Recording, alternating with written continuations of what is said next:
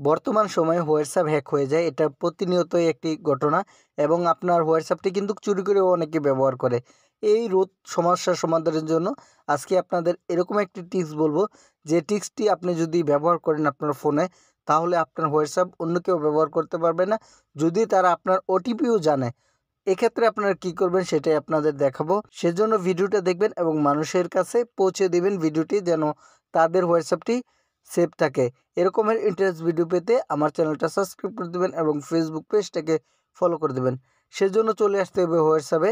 এখান থেকে আপনার যে হোয়াটসঅ্যাপটি সেটাতে চলে আসবেন। এইখানে আমার উপর দিক দেখতে পাচ্ছেন হোয়াটসঅ্যাপ অ্যাপসটি, এখানে আমি একটি ক্লিক করে দিলাম। ক্লিক করার পর এরকম একটি ইন্টারফেস চলে আসবে। চলে আসার পর এইখানে আপনারা উপর দিকে দেখতে পারবেন 3 ডট অপশন রয়েছে। এখানে আপনারা একটি ক্লিক করে দেবেন। ক্লিক করার পর এরকম একটি ইন্টারফেস চলে আসবে। চলে আসার পর এখানে আপনারা দেখতে পারবেন সেটিং অপশন রয়েছে। এখানে একটি ক্লিক করে দেবেন।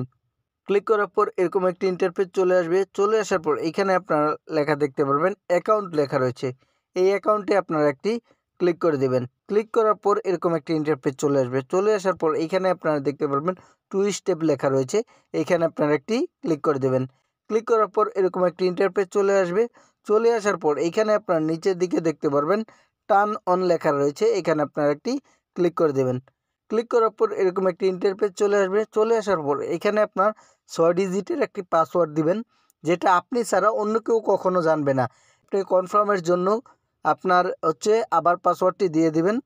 পাসওয়ার্ডটি দিয়ে দেওয়ার পর এখানে আপনার নিচের দিকে দেখতে পারবেন সেভ অপশন রয়েছে। এই সেভ অপশনে আপনার একটি ক্লিক করে দেবেন। ক্লিক করার সাথে সাথে কিন্তু আপনার এই ইয়াটি সেভ হয়ে যাবে এবং অন্য কেউ কিন্তু এটা কখনো ব্যবহার করতে পারবে না। ওটিপিও যদি তার কাছে থাকে সেই ক্ষেত্রে ব্যবহার করতে পারবে না এই পাসওয়ার্ডটি, যতক্ষণ পর্যন্ত কেউ না জানবে। এরকমের ইন্টারেস্ট ভিডিও পেতে আমার সাথেই থাকুন।